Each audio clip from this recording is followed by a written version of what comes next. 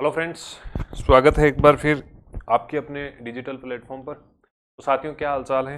मैं ये उम्मीद करके चल रहा हूँ कि अभी तक जो हमने 3 सेशन लिए हैं वो तीनों के तीनों जो हैं वो आपने अच्छे तरीके से कवर किए होंगे और ज़्यादातर चीज़ें जो है आपको अच्छे तरीके से फर्स्ट बार में ही समझ में आ गई होगी।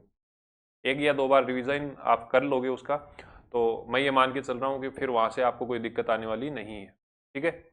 देखो, आपके सिलेबस को अगर आप ढंग से एनालिसिस करोगे तो आपको साइंस और टेक्नोलॉजी वाला जो पोर्शन है उसमें ये आपको समझ में आएगा। जब पिछले पेपर आप देखोगे तो अंतरिक्ष और रक्षा प्रौद्योगिकी की जो स्पेशली जो दो टेक्नोलॉजी हैं, इनमें ज़्यादातर क्वेश्चन जो है वो करंट से पूछे जाते हैं। चाहे वो इसरो की कोई अभियान या फिर कोई भी जो है वो मिशन से हो सकता है, डीआरडीओ की तरफ से भी कोई अगर इनोवेशन किया जा रहा है, कोई घटनाक्रम अगर डीआरडीओ के द्वारा किया जा रहा है, वैदेशिक जो भी आपकी संस्थाएं हैं जैसे नासा हो गया, जाक्सा हो गया, स्पेस एक्स हो गया, तो इनसे भी क्वेश्चन जो है वो पूछे जाने की संभावनाएं पूरी पूरी रहती है। आज के सेशन में हम अंतरिक्ष रक्षा प्रौद्योगिकी के बारे में पढ़ेंगे और डिटेल में पढ़ने वाले हैं ताकि आपका एग्जाम में कोई क्वेश्चन नहीं छूटे। पहला जो घटनाक्रम है उसकी हम बात करें तो यहाँ जो है वो रशिया ने एक रॉकेट का प्रक्षेपण किया है जिसका नाम क्या है, 9M730। क्या नाम है? 9M730 बुरेवेस्टनिक नाम है इसका। कौन से देश से संबंधित है? रशिया से संबंधित है। इसकी खासियत क्या है? इसकी खासियत सबसे पहली बात तो ये आ जाती है कि इसका जो परीक्षण किया गया है, इसमें जो इंजन का इस्तेमाल किया गया है उसका ईंधन के रूप में परमाणु का उपयोग किया गया है। मतलब परमाणु ईंधन के ऊपर इंजन जो है वो रन कर रहा था और उसका फिर प्रक्षेपण हुआ है। दूसरी मेन खासियत क्या है कि यह विश्व की ऐसी पहली मिसाइल है जो कि अनलिमिटेड क्रूज रनिंग पे चलेगी। किस पे चलेगी? अनलिमिटेड रेंज क्रूज मिसाइल है। ये दो चीजें आपको ध्यान रखनी है क्योंकि रशिया के अभी राष्ट्रपति व्लादिमीर पुतिन यहाँ पर इंडिया के दौरे पर आके भी गए हैं, तो ये थोड़ा सा और महत्वपूर्ण हो जाता है। ठीक है। और वैसे विश्व में पहला है तो उसके लिए भी आपको ध्यान रखना चाहिए। दो चीजें कौन सी बताइए कि एक तो परमाणु ईंधन के रूप में जो है वो इसका उपयोग किया गया था इंजन के अंदर, और दूसरी कंडीशन क्या है कि अनलिमिटेड क्रूज के साथ में इसकी जो है वो रेंज है। तो ये आपको ध्यान रखना है। इसके अलावा आपको ध्यान रखना है 9M730 जो है इसका उपनाम क्या है? स्टॉर्म पेट्रल है और SSC X9 स्काईफॉल है। SSC X9 स्काईफॉल है। ये दो नाम जो है वो आपको ध्यान रखने हैं। चीजें समझ में आ गई यहाँ तक? दूसरी कंडीशन क्या है कि स्पेस एक्स, अब ये जो स्पेस एक्स है ये यूएसए की कंपनी है। तो यूएसए की है तो सर हमें पढ़ना जरूरी है क्या? यहाँ पर बिल्कुल जरूरी है भाई। मैं आपको अभी जो है क्वेश्चन दिखाऊंगा। देखो यहाँ पर ये पेपर हुआ है अभी हाल फिलहाल के अंदर 30 नवंबर 2025 को। किसने आयोजित करवाया था? यूपीएससी ने करवाया था। यूपीएससी का एक पेपर हुआ है ईपीएफओ नाम करके शायद, है ना। उसमें ये करंट का क्वेश्चन पूछ लिया। क्या क्वेश्चन पूछा है कि एक तो जो है वो स्पेस एक्स की फुल फॉर्म क्या है? तो यहाँ आपको ध्यान रखना है स्पेस एक्सप्लोरेशन टेक्नोलॉजी कॉर्प। मेरे साथ वापस से बोलो, स्पेस एक्सप्लोरेशन टेक्नोलॉजी कॉर्प। ये तो क्या है? इसका फुल फॉर्म है। तो ये तो चलो सही हो गई। दूसरा स्टेटमेंट क्या पूछा है कि फाल्कन जो है वो स्पेस एक्स द्वारा विकसित एक अंतरिक्ष यान है जबकि ड्रैगन जो है वो नासा द्वारा विकसित अंतरिक्ष यान है। देखो सबसे पहली बात, अंतरिक्ष यान नहीं है ये। ठीक है, फाल्कन अंतरिक्ष यान नहीं है, यही गलत हो गया। दूसरी कंडीशन क्या है कि जो ड्रैगन है, ड्रैगन ये जो है वो नासा से नहीं, नासा के द्वारा नहीं बनाया गया, ये भी जो है वो स्पेस एक्स द्वारा ही बनाया गया है। स्टेटमेंट एक यहाँ पर सही हो जाएगा। मेरा मकसद ये था कि आपको ये पता तो चले कि एक्चुअल में जो स्पेस एक्स के जो चीजें हैं वो हमारे लिए महत्वपूर्ण है या नहीं है। ठीक है। अब यहाँ पर तो यूपीएससी के बारे में पूछा है। आजकल आप सभी को पता है कि आरपीएससी के जो क्वेश्चन है वो भी यूपीएससी से कम नहीं आ रहे हैं। ऐसी स्थिति में आपको ध्यान रखना होगा कि इस प्रकार के क्वेश्चन भी आपको समय समय पर देखते रहने होंगे। और मैंने इससे पहले भी 2 वीडियो में आपको बताया था कि भाई क्वेश्चन देखते रहो साथ में, चाहे अधीनस्थ बोर्ड ले, चाहे आरपीएससी ले, चाहे यूपीएससी ले या कोई अन्य संस्था ले। करंट तो करंट है ना। तो ये सारे के सारे क्वेश्चन जो है वो आपको साथ साथ में देखते रहना है। एक बात और, ये सारे के सारे क्वेश्चन जो है वो हमारे द्वारा आपको एक पीडीएफ में उपलब्ध कराए जा रहे हैं। अब इसमें मैंने पहले भी बताया है कि भाई हम जो है वो यूपीएससी के क्वेश्चन भी शामिल कर रखे हैं, आरपीएससी के भी कर रखे हैं, और अधीनस्थ बोर्ड के जितने भी क्वेश्चन है वो सारे के सारे यहाँ पर शामिल हमने कर रखे हैं। तो करंट अफेयर से संबंधित जनवरी से लेकर दिसंबर तक जितने भी पेपर हुए हैं और उनमें जितने भी करंट अफेयर के क्वेश्चन पूछे गए हैं वो सारे के सारे आपको एक पीडीएफ में मिल जाएंगे। अभी पीडीएफ कहाँ पे मिलेगी? तो ये हमारी एप्लीकेशन पे है। वन स्टॉप सॉल्यूशन नाम करके एक हमारी टेस्ट सीरीज चलती है करंट की, जिसमें टेस्ट सीरीज भी है मंथली आपके नोट्स भी मिलेंगे, बजट भी मिलेगा, सुजस सार भी मिल जाएगा, आर्थिक समीक्षा भी मिलती है। इसके अलावा जितने भी इवेंट है, नेशनल गेम है, अगर ओलंपिक होते हैं, आईपीएल होता है, तो इवेंट है, इवेंट बेस भी आपको जो है वो नोट्स वहां पर उपलब्ध रहते हैं। पिछले 12 महीने का करंट अफेयर ऑलरेडी अपलोड है यहाँ पर। आगे आने वाले जो 12 महीने होंगे, मतलब इसकी जो वैधता रहेगी, वैधता जो है वो 31 दिसंबर 2026 तक रहेगी। ये आपको ध्यान रखना है। तो कुल मिला के नॉमिनल फीस के अंदर आपको जो है वो चीजें 25 महीने की कवर हो रही है यहाँ पर करंट से संबंधित। ठीक है, अब हम देख लेते हैं स्पेस एक्स का जो प्रोग्राम है स्टारशिप वर्जन 2। इसमें आपको ध्यान रखना है, इस मिशन के प्रमुख रूप से 4 चरण आयोजित करवाए गए थे। कितने चरण?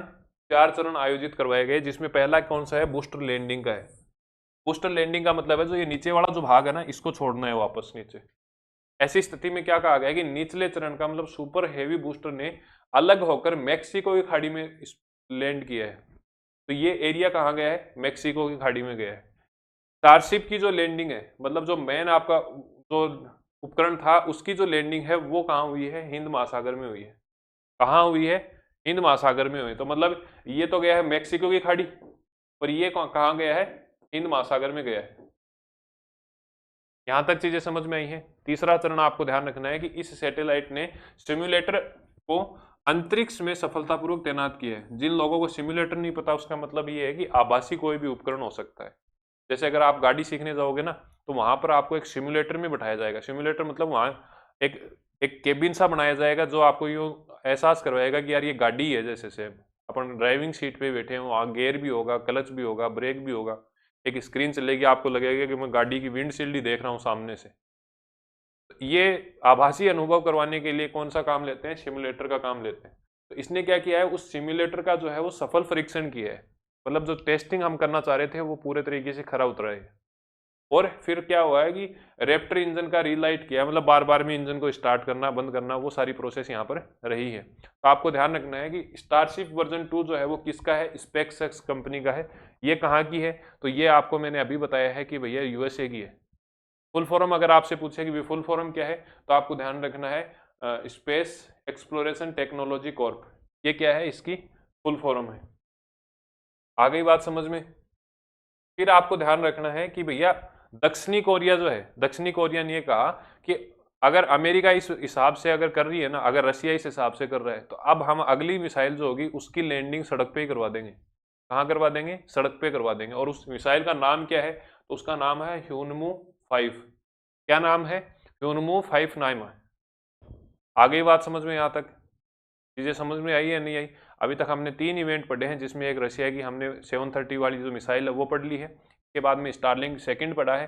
इसके बाद में ह्यूनमू 5 पढ़ा है, जो कि किसका है? दक्षिणी कोरिया की मिसाइल है। इन्होंने क्या कहा कि भैया हम क्या कर देंगे? सड़क पर या जमीन पर ही उतार देंगे, जमीन पर ही हम इसकी क्या कर देंगे? लैंडिंग कर देंगे। नेक्स्ट हम देखेंगे क्षुद्र ग्रह 2025 PN7। क्या नाम है भाई? PN7 नाम है। अब इसकी खासियत क्या है? सबसे पहली बात कि ये जो है भैया सूर्य के चारों ओर इस प्रकार से कक्षा में चक्कर लगा रहा है कि पृथ्वी के साथ साथ ही घूम रहा है। मतलब जैसे ये है, ये पृथ्वी है, ठीक है, और ये है क्षुद्र ग्रह PN7। अब ये दोनों साथ साथ ऐसे ऐसे ऐसे घूम रहे हैं। इस हिसाब से मेरे को आप सूर्य मान लो, तो दोनों साथ में घूम रहे हैं। इसी पूरी प्रोसेस को क्या कहते हैं? 1:1 कक्षीय अनुनाद, या फिर 1:1 ऑर्बिटल रेजोनेंस कहते हैं। आ गई बात समझ में? अब क्योंकि ये ऐसे धीरे धीरे घूम रहे हैं, तो ये लगातार घूमते रहेंगे। कब तक घूमते रहेंगे? तो वैज्ञानिकों ने जब समय की गणना की, तो ये निकल के आया कि वर्ष 2083 तक, कहां तक? वर्ष 2083 तक जो है वो सूर्य के चारों ओर जो है चक्कर लगाते रहेंगे। क्षुद्र ग्रह जो 2025 का PN7 है ना, जिसे हम क्या बोलते हैं? क्वेसी सैटेलाइट बोलते हैं, या अर्ध उपग्रह बोलते हैं। तो और एक दूसरा जो नाम इसको दिया है वो दिया है मिनी मून। मिनी मून की इसको उपमा दी है। और ये पृथ्वी के साथ 2083 तक जो है वो साथ में घूमता रहेगा। आगे बात समझ में? अब हम देखते हैं कि भारतीय तटरक्षक बल, कौन सा बल? भारतीय तटरक्षक बल, इंडियन कोस्ट गार्ड। इनकी काम क्या होता है?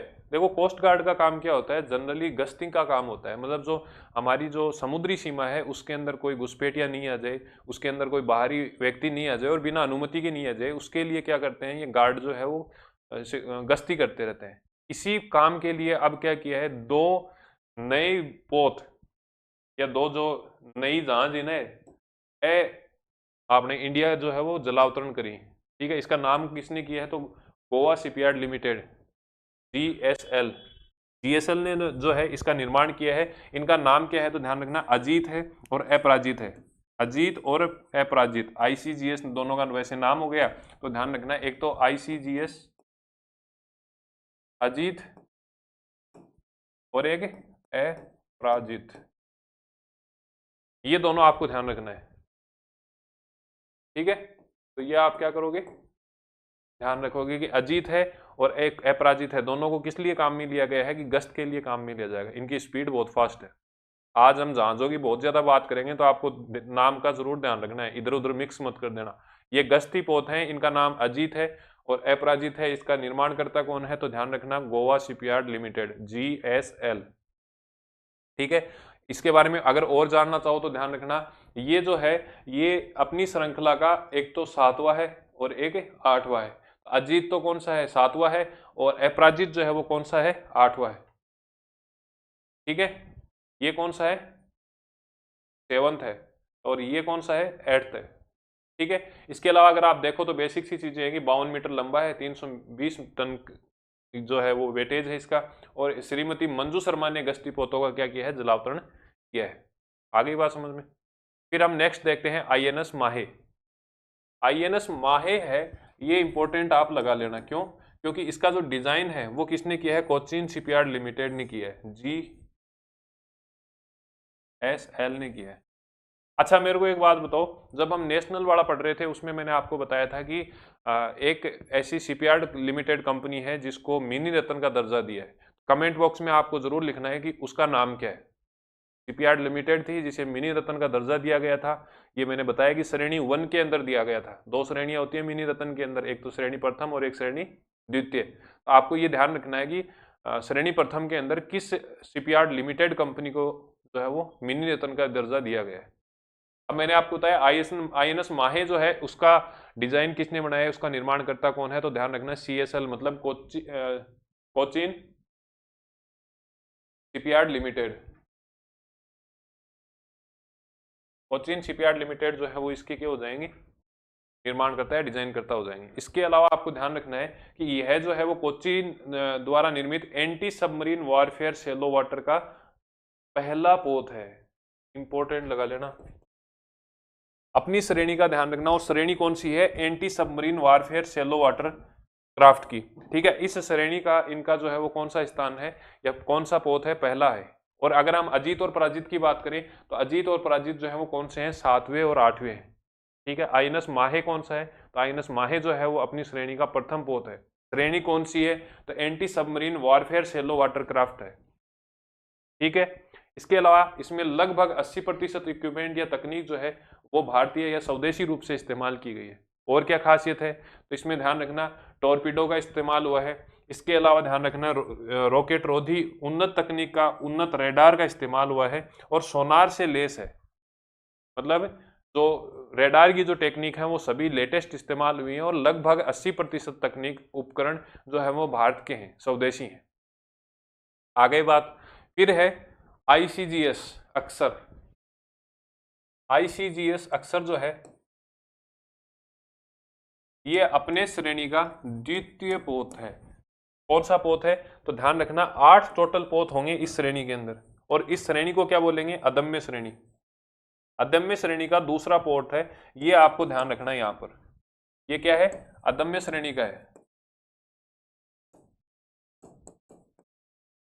और अदम्य श्रेणी के अंदर टोटल कितने होंगे, टोटल जो है वो कितने हो जाएंगे, 8 हो जाएंगे।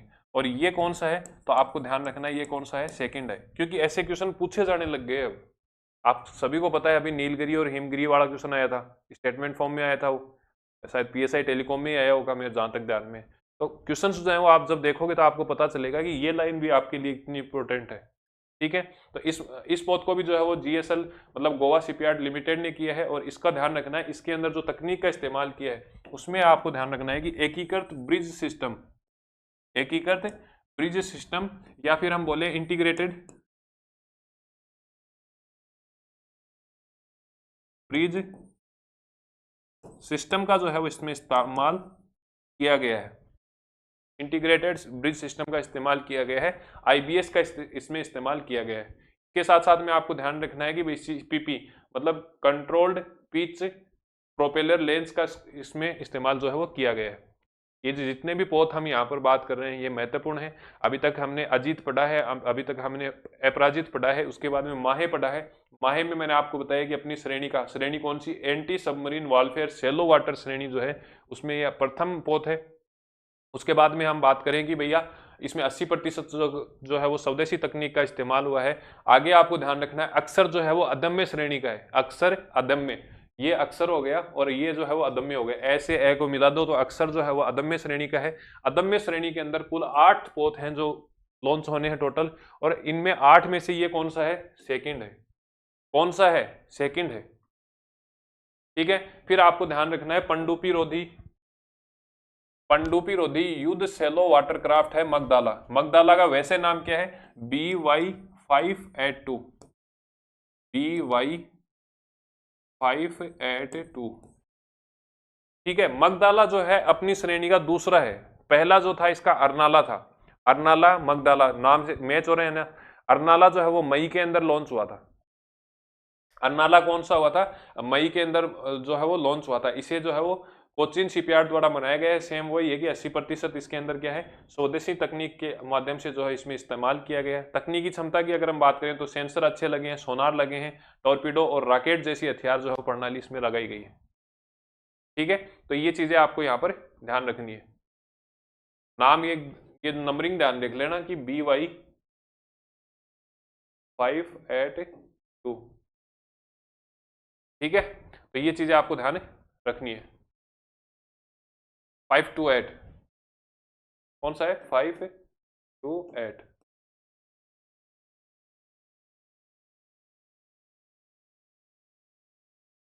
तो ये ध्यान रख लेना। मगदाला की वापस से देखो, मगदाला का क्या है, BY528 है और ये अपनी श्रेणी का जो है वो दूसरा वो मान लो क्राफ्ट है। ठीक है। इसके अलावा आपको ध्यान रखना है कि आदित्यनाथ जो अपने यूपी के मुख्यमंत्री जी हैं, CM कहाँ के, यूपी के, और अपने जो रक्षा मंत्री हैं, रक्षा मंत्री जी ने क्या किया है कि BrahMos integration and testing facility centre, इसके अंदर जाकर, और ब्रह्मोस जो बन गई है इसकी देखो, जो आपका BrahMos integration and testing facility centre है इसका उद्घाटन मई में किया गया था। अभी इसी वर्ष में रक्षा मंत्री जी के द्वारा इसका उद्घाटन किया गया था। उस समय बताया कि भैया ब्रह्मोस जो मिसाइल है उसका हम प्रोडक्शन करेंगे और उसके लिए यूनिट जो बनाई गई थी वो लखनऊ में बनाई गई।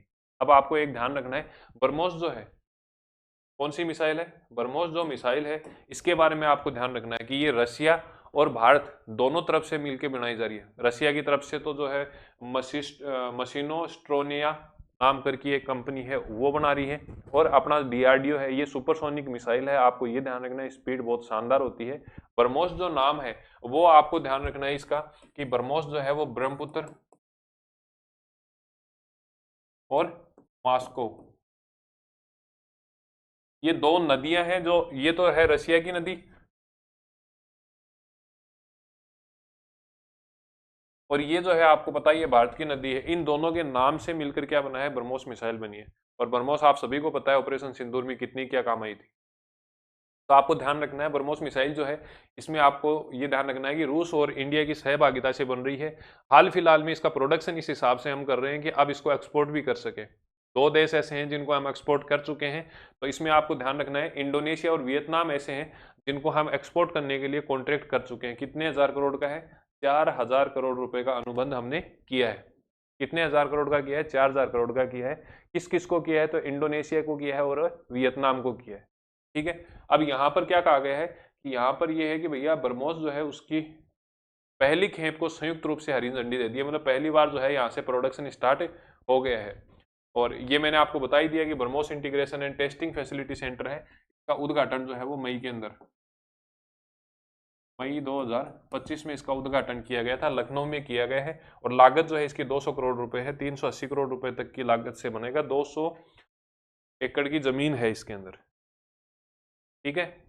फिर आपको ध्यान रखना है स्वदेशी एंटी ड्रोन ग्रिड है सक्षम। इस सक्षम की फुल फॉर्म ध्यान रख लेना भाई, situational awareness for kinetic soft and hard kill assets management. ये क्या है, सक्षम की फुल फॉर्म है, situational awareness for kinetic soft and hard kill assets management.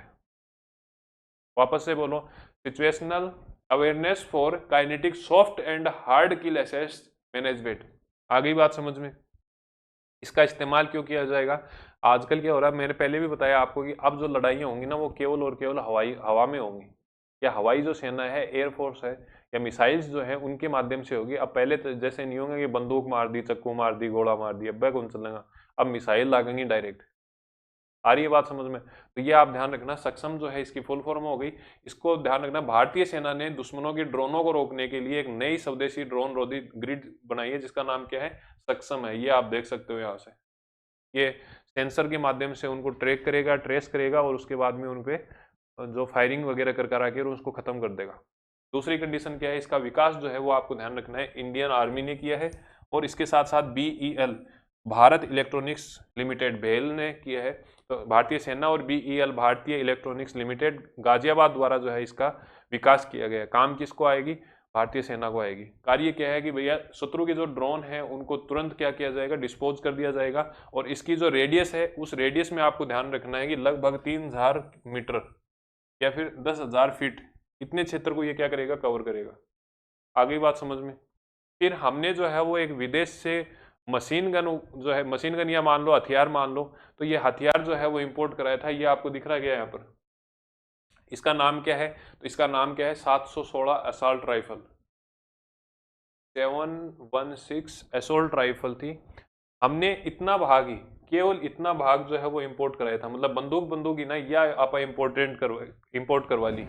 अब क्या होगी, अपने को नाइट में भी जरूरत पड़ती है ना, हमने जहाँ 716 असॉल्ट राइफल का इस्तेमाल किया तो हमें लगा कि भैया ये नाइट में इफेक्टिव तो है, पर हमें नहीं दिख रहा। निशाना लगाने के लिए दिखना भी तो चाहिए भाई, मैं अगर यहाँ पे टारगेट कर रहा हूँ, यहाँ टारगेट कर रहा हूँ, पर मेरे को ये दिखना तो चाहिए।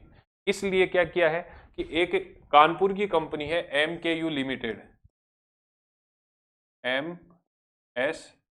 MKU लिमिटेड, इसके द्वारा आपको ध्यान रखना है, इसके साथ में भारतीय सेना ने कॉन्ट्रैक्ट किया है। कॉन्ट्रैक्ट किसके लिए किया है, ये जो ऊपर वाला इक्विपमेंट लगा हुआ ना, ये नाइट विजन के लिए काम में लिया जाता है। मतलब अंधेरे में जो आंख लगा के देख सुने थे, पबजी खेला है ना, तो मैं तो बेरोग हूँ। अगर किसी ने पबजी खेला तो उसको पता होगा, इस प्रकार के इक्विपमेंट रहते हैं ना, देखो ये रहा, इस प्रकार के इक्विपमेंट के लिए कॉन्ट्रैक्ट किया है। अब ये किस तकनीक पे काम करेगा, तो ये जो है इमेज इंटेंसिफायर होगा, मतलब इमेज को क्या करेगा, और क्लियर कर देगा नाइट के अंदर, अंधेरे को कम कर देगा, और हमें यूँ लगेगा कि हम तो दिन में ही फायर कर रहे हैं। तो हमारा जो टारगेट है वो उसको फाइंड आउट करने के लिए या उसे जो है वो लॉक करने के लिए हमें हेल्प मिलेगी। राइफल का नाम क्या है, तो आपको ध्यान रखना है 716 असॉल्ट राइफल है, और नाइट विजन के लिए इसका जो है वो इस्तेमाल किया जा रहा है। नेक्स्ट आपको ध्यान रखना है नेफिथ्रोमाइसिन। अब ये एक दवा का नाम है, इन जनरल एक एंटीबायोटिक दवा का नाम है, जो कि जनरली न्यूमोनिया, सांस की बीमारी के लिए इस्तेमाल किया जाता है। श्वसन रोग से संबंधित अगर कोई बैक्टीरियल इन्फेक्शन हुआ है तो उसके लिए क्या इस्तेमाल किया जाता है, नेफिथ्रोमाइसिन इस्तेमाल किया जाता है।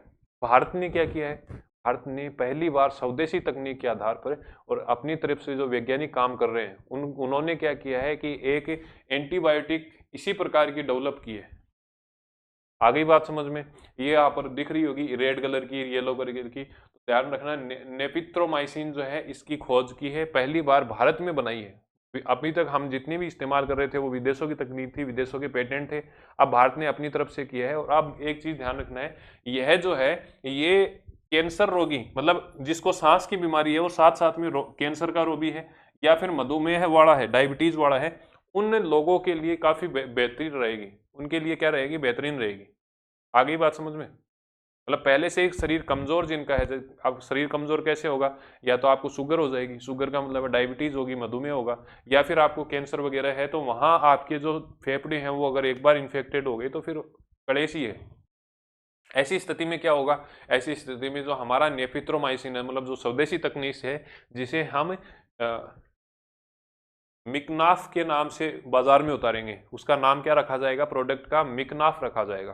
तो इस मिकनाफ को जो है वो अब आपको ध्यान रखना है कि किस नाम से आएगा और किस तकनीक के ऊपर इस्तेमाल हुआ है। तो स्वदेशी तकनीक है, इसका विकास किसने किया है, तो आपको ध्यान रखना है एक तो जो है वो भारत सरकार के जैव प्रौद्योगिकी विभाग डीबीटी के द्वारा, और एक आपको ध्यान रखना है कि biotechnology industry research assistant council BIRAC, इसके द्वारा जो है वो किया जा रहा है, ठीक है। और एक निजी फार्मा कंपनी है वॉकहार्ट, इसके द्वारा जो है वो किया जा रहा है, ठीक है। तो आपको ध्यान रखना है कि जैव प्रौद्योगिकी विभाग की एक इकाई है जिसका नाम क्या है, biotechnology industry research assistant council, एक तो ये काम करेगी और एक वॉकहार्ट जो है ये काम करेगी। किस नाम से प्रोडक्ट बाजार में आएगा, तो मिकनाफ के नाम से जो है वो प्रोडक्ट आपका बाजार में आने वाला है, ठीक है। अभी तक हमने INS माहे पढ़ा था, फिर अजीत पढ़ा, अपराजित पढ़ा, अब हम पढ़ेंगे INS एंड्रोथ। एंड्रोथ जो है वो अर्नाला जो है इसका है, ध्यान रखना, अर्नाला जो है इसका पहला है और एंड्रोथ जो है वो दूसरा है। यहां मैंने जो आपको बताया था ये यहां पर नहीं होगा, मगदाला, इस मगदाला को और अर्नाला को मिक्स मत कर देना आप। अर्नाला जो है आपको ध्यान रखना है कहां पर आएगा, एंड्रोथ के साथ में आएगा। अर्नाला जो है वो एंड्रोथ के साथ में आएगा, और इसमें आपको ध्यान रखना है ये दूसरा है, INS एंड्रोथ जो है वो कौन सा है, अपनी श्रेणी का दूसरा पोत है। पहला कौन सा था, तो पहला आपको ध्यान रखना है अर्नाला था,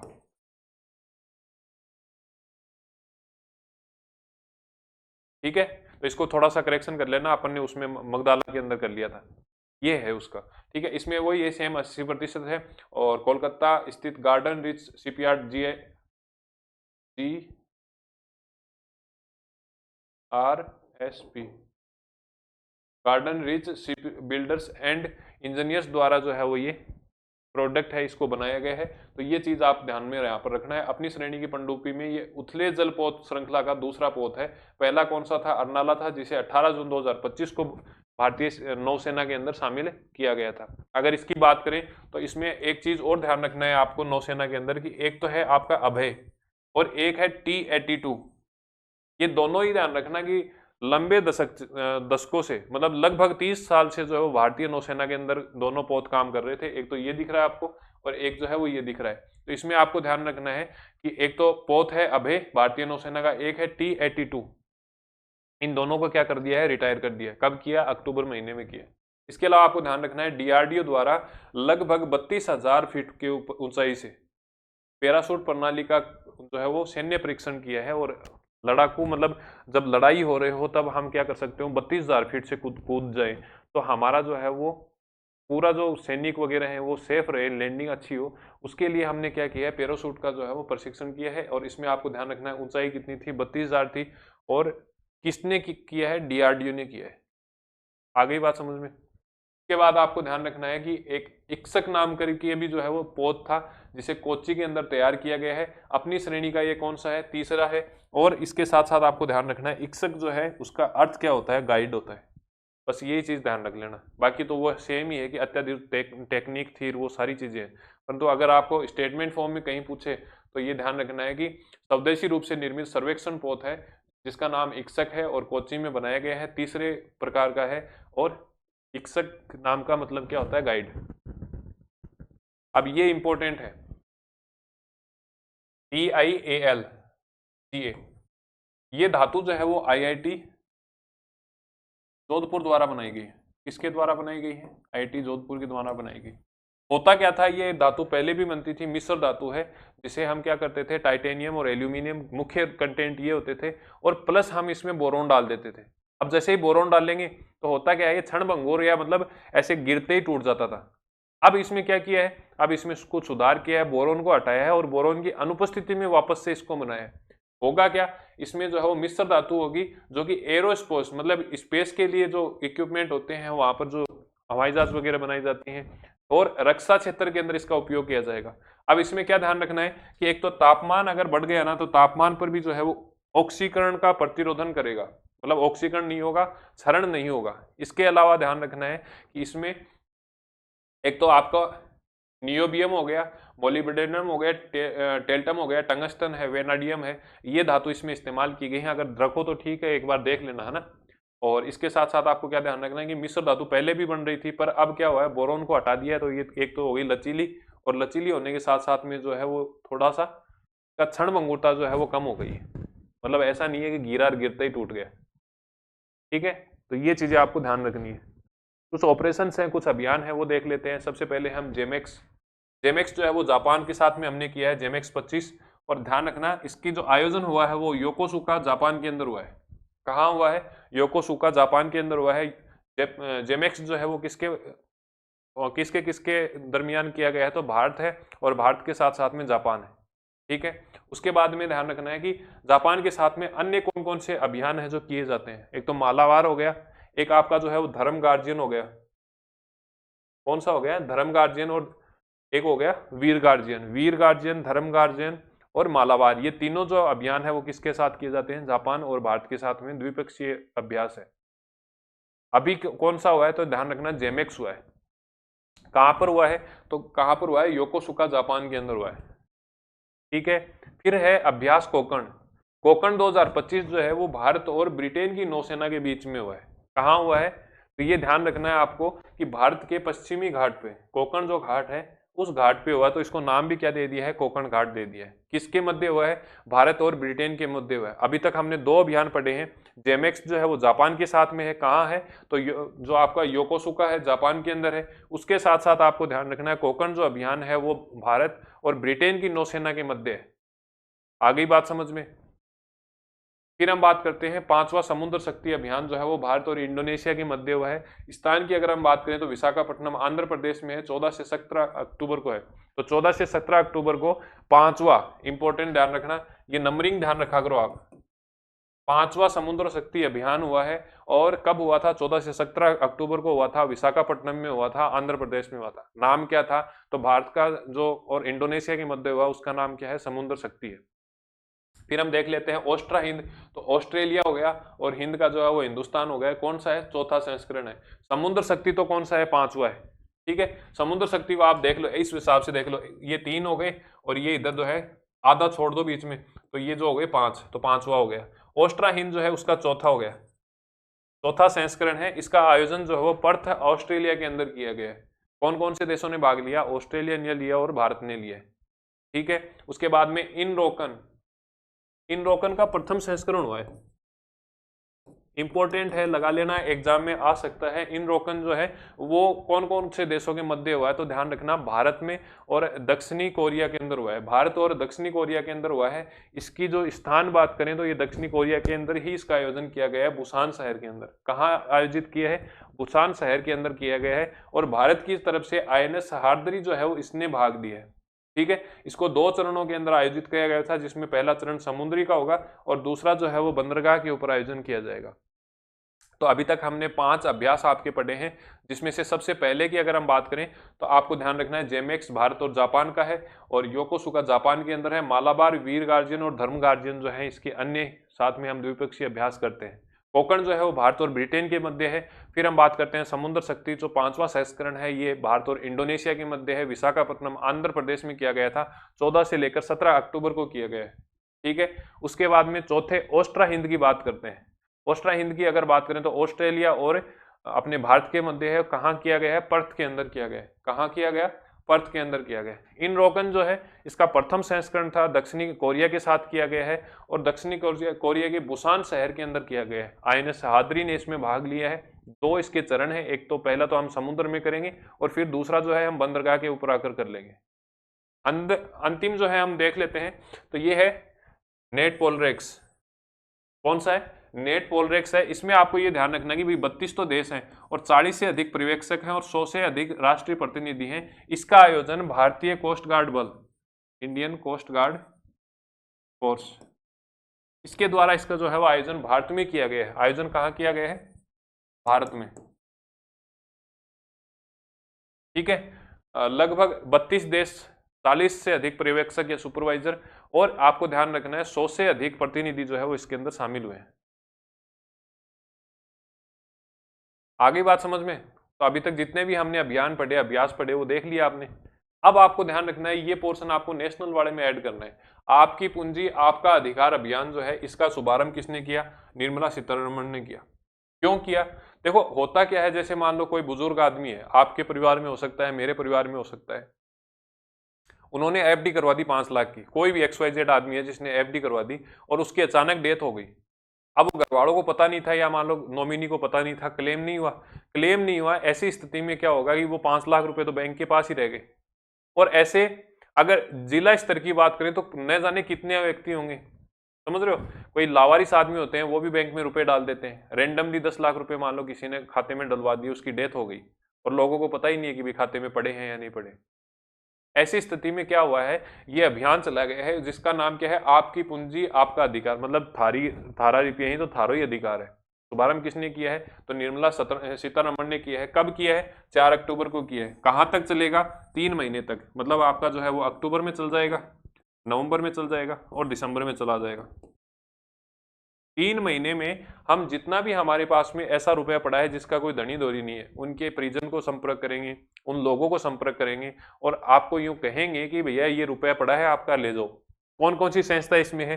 तो इसमें RBI शामिल है, इसमें सेबी शामिल है, इसमें IRDAI शामिल है, PFRDA शामिल है और IEPF जो है वो, ये संस्था इसमें शामिल है। अवधि की मैंने आपको बता ही दिया कि भाई दिसंबर 2025 तक इसको संचालित किया जाएगा। लगभग 1.84 लाख करोड़ रुपए जो है वो ऐसे लावारिस पड़े हैं जिनका कोई धनी धोरी नहीं है, वो बैंकों में पड़े हैं। संस्था की मैंने आपको बता दिया कि कौन कौन से भागीदार हैं। तो रिजर्व बैंक है, भारतीय बीमा नियामक बोर्ड है जिसे हम सेबी बोलते हैं, ठीक है। और सेबी क्या है वो, मतलब IRDAI, इसे क्या बोलेंगे? सेबी, ठीक है। और निवेशक शिक्षा और संरक्षण निधि प्राधिकरण, ये संस्थाएं इसके अंदर शामिल रहने वाली हैं। नेक्स्ट हम देख लेते हैं operation fire trail. Operation fire trail जो है वो DRI राजस्व खुफिया निदेशालय के द्वारा जो है वो चलाया गया था। इसका मकसद ये था कि दिवाली के ऊपर अवैध रूप से जो चाइना से ये जो आपके पटाखे निर्यात होते हैं, निर्यात क्या मतलब आयात होते हैं, मतलब भारत में मंगाए जाते हैं, तो उनके ऊपर रोक लगानी है और इसके तहत जो है वो कार्रवाई की भी गई है, ठीक है। फिर एक आता है ऑपरेशन गोल्ड स्वीप। ये जो है वो आपका मुंबई का जो एयरपोर्ट था वहां पर चलाया गया था। तो जब सूचना मिली कि भाई इस प्रकार से इलीगल तरीके से सोने की तस्करी हो रही है, ऐसी स्थिति में क्या हुआ? ऐसी स्थिति में जो है वो एक अभियान चलाया गया जिसे नाम ऑपरेशन गोल्ड स्वीप दिया गया। मुंबई के छत्रपति शिवाजी महाराज का जो अंतर्राष्ट्रीय हवाई अड्डा है, इसमें आपको ध्यान रखना है 13 लोगों को गिरफ्तार किया है, 10 किलो सोना मिला है और उसकी कैरेट कौन सी है? 24 कैरेट है। ये आप पैकेट देख सकते हो सोने की, यहाँ पर इस प्रकार से पैकेट बना के तस्करी की जा रही थी, ठीक है। तो ये चीज आपको ध्यान रखनी है। नेक्स्ट हम जो है वो खेल परिदृश्य का देख लेंगे और अब आप जो है इसको अच्छे तरीके से रिवाइज करो और ये कंटेस्ट कर लेना। यहाँ से क्वेश्चन आ ही रहा है, आप ये मानो हर एग्जाम में आ रहा है, तो आपकी तो अलग से स्पेस जो मतलब टेक्नोलॉजी वाला जो पोर्शन है वो आपको सिलेबस में दे ही रखा है। तो अच्छे से रिवाइज करो और अपने जो साथी हैं उनके साथ भी शेयर करो कि सर इतनी शानदार मेहनत से पढ़ाई रहे हैं तो आप भी पढ़ लो, ठीक है। तो मिलते हैं एक नए सेशन के साथ में, तब तक के लिए धन्यवाद। जय हिंद, जय भारत, थैंक यू।